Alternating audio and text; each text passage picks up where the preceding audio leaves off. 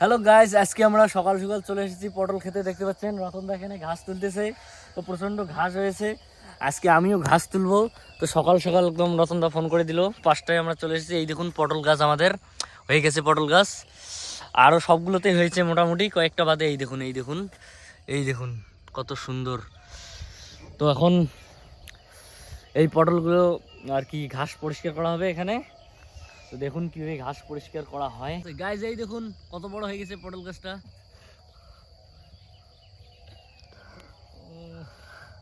দেখুন কিভাবে ঘাস লাইতেছে।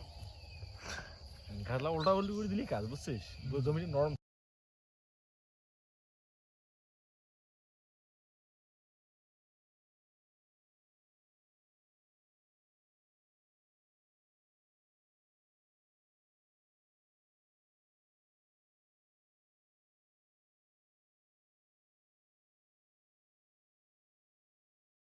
তো গাইস এখন কাজ হয়ে গেছে, আজকের মতো এইটুকুই।